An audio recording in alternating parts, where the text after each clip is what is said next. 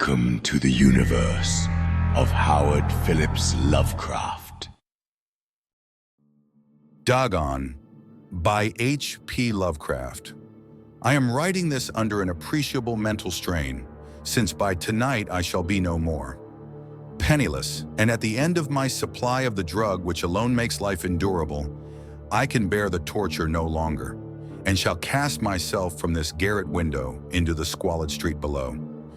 Do not think from my slavery to morphine that I am a weakling or a degenerate. When you have read these hastily scrawled pages, you may guess, though never fully realize, why it is that I must have forgetfulness or death. It was in one of the most open and least frequented parts of the broad Pacific that the packet of which I was supercargo fell a victim to the German sea raider. The Great War was then at its very beginning, and the ocean forces of the Hun had not completely sunk to their later degradation, so that our vessel was made a legitimate prize, whilst we of her crew were treated with all the fairness and consideration due us as naval prisoners. So liberal indeed was the discipline of our captors that 5 days after we were taken, I managed to escape alone in a small boat with water and provisions for a good length of time. When I finally found myself adrift and free, I had but little idea of my surroundings. Never a competent navigator, I could only guess vaguely by the sun and stars that I was somewhat south of the equator. Of the longitude I knew nothing, and no island or coastline was in sight. The weather kept fair, and for uncounted days I drifted aimlessly beneath the scorching sun, waiting either for some passing ship or to be cast on the shores of some habitable land. But neither ship nor land appeared, and I began to despair in my solitude upon the heaving vastnesses of unbroken blue. The change happened whilst I slept. Its details I shall never know, for my slumber, though troubled and dream-infested, was continuous. When at last I awaked, it was to discover myself half-sucked into a slimy expanse of hellish black mire, which extended about me in monotonous undulations, as far as I could see, and in which my boat lay grounded some distance away. Though one might well imagine that my first sensation would be of wonder at so prodigious and unexpected a transformation of scenery, I was in reality more horrified than astonished, for there was in the air and in the rotting soil a sinister quality which chilled me to the very core.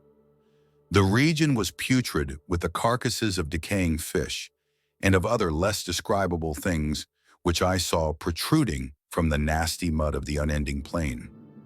Perhaps I should not hope to convey in mere words the unutterable hideousness that can dwell in absolute silence and barren immensity. There was nothing within hearing and nothing in sight save a vast reach of black slime. Yet the very completeness of the stillness and the homogeneity of the landscape oppressed me with a nauseating fear. The sun was blazing down from a sky which seemed to me almost black in its cloudless cruelty, as though reflecting the inky marsh beneath my feet. As I crawled into the stranded boat, I realized that only one theory could explain my position. Through some unprecedented volcanic upheaval, a portion of the ocean floor must have been thrown to the surface, exposing regions which for innumerable millions of years had lain hidden under unfathomable watery depths. So great was the extent of the new land which had risen beneath me that I could not detect the faintest noise of the surging ocean, strain my ears as I might. Nor were there any seafowl to prey upon the dead things.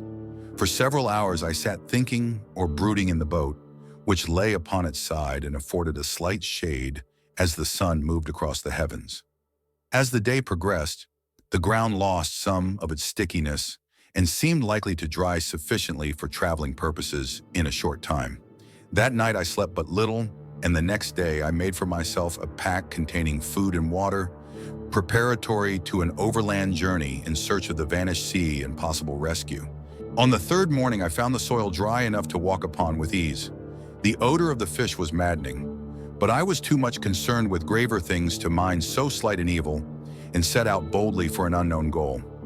All day I forged steadily westward, guided by a faraway hummock which rose higher than any other elevation on the rolling desert. That night I encamped, and on the following day still traveled toward the hummock, though that object seemed scarcely nearer than when I had first espied it. By the fourth evening, I attained the base of the mound, which turned out to be much higher than it had appeared from a distance, an intervening valley setting it out in sharper relief from the general surface. Too weary to ascend, I slept in the shadow of the hill.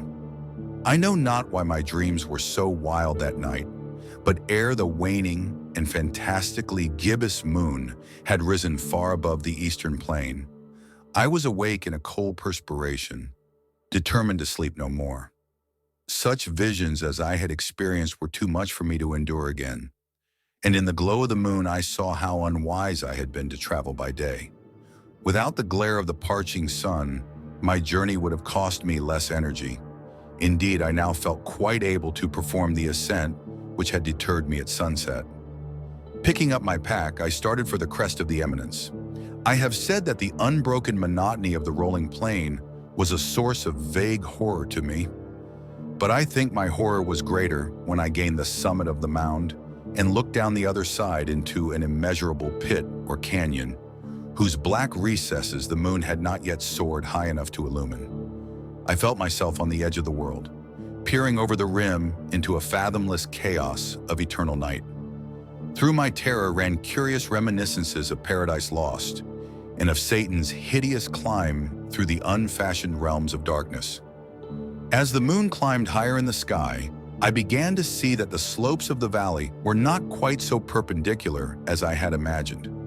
Ledges and outcroppings of rock afforded fairly easy footholds for a descent, whilst after a drop of a few hundred feet, the declivity became very gradual. Urged on by an impulse which I cannot definitely analyze, I scrambled with difficulty down the rocks and stood on the gentler slope beneath, gazing into the Stygian deeps where no light had yet penetrated. All at once my attention was captured by a vast and singular object on the opposite slope, which rose steeply about 100 yards ahead of me, an object that gleamed whitely in the newly bestowed rays of the ascending moon. That it was merely a gigantic piece of stone, I soon assured myself, but I was conscious of a distinct impression that its contour and position were not altogether the work of nature.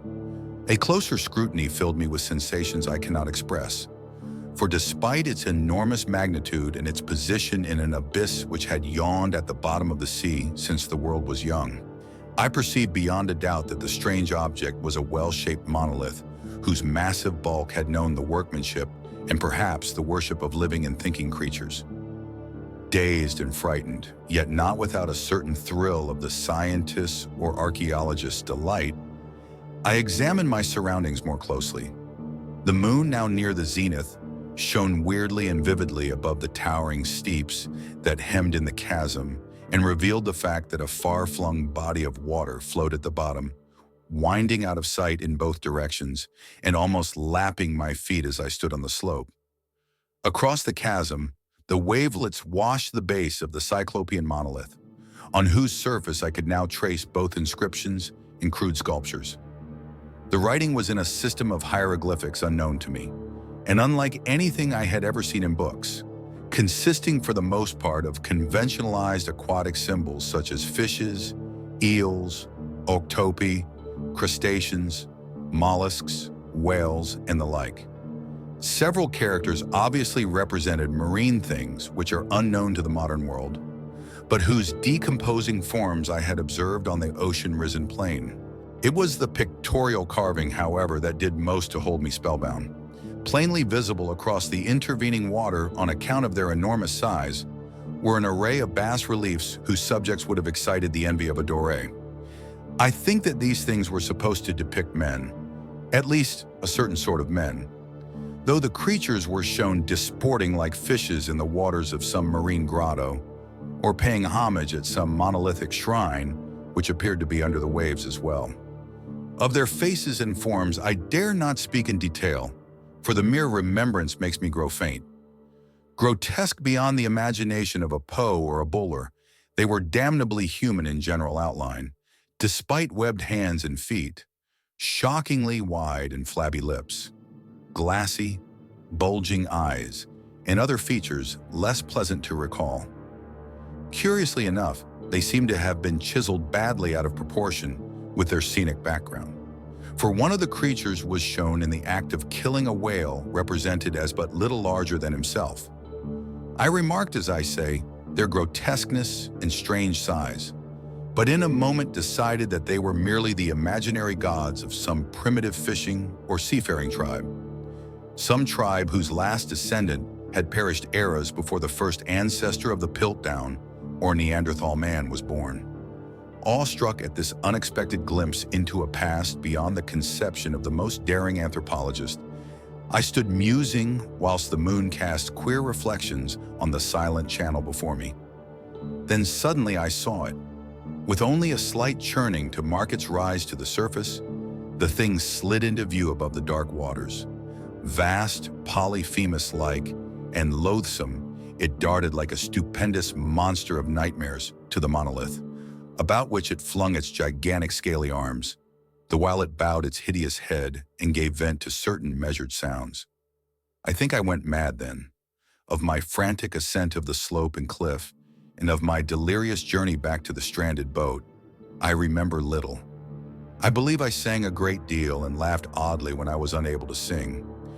I have indistinct recollections of a great storm some time after I reached the boat. At any rate, I know that I heard peals of thunder and other tones which nature utters only in her wildest moods. When I came out of the shadows, I was in a San Francisco hospital, brought thither by the captain of the American ship which had picked up my boat in mid-ocean. In my delirium I had said much, but found that my words had been given scant attention. Of any land upheaval in the Pacific, my rescuers knew nothing, nor did I deem it necessary to insist upon a thing which I knew they could not believe. Once I sought out a celebrated ethnologist and amused him with peculiar questions regarding the ancient Philistine legend of Dagon, the fish god, but soon perceiving that he was hopelessly conventional, I did not press my inquiries. It is at night, especially when the moon is gibbous and waning, that I see the thing. I tried morphine, but the drug has given only transient surcease and has drawn me into its clutches as a hopeless slave. So now I am to end it all, having written a full account for the information or the contemptuous amusement of my fellow men. Often I ask myself if it could not all have been a pure phantasm, a mere freak of fever as I lay sun-stricken and raving in the open boat after my escape from the German man-of-war. This I ask myself, but ever does there come before me a hideously vivid vision in reply. I cannot think of the deep sea without shuddering at the nameless things that may at this very moment be crawling and floundering on its slimy bed, worshipping their ancient stone idols and carving their own detestable likenesses on submarine obelisks of water-soaked granite. I dream of a day when they may rise above the billows to drag down in their reeking talons the remnants of puny, war-exhausted mankind. Of a day when the land shall sink and the dark ocean floor shall ascend amidst universal pandemonium. The end is near. I hear a noise at the door, as of some immense slippery body lumbering against it. It shall not find me, God, that hand, the window, the end.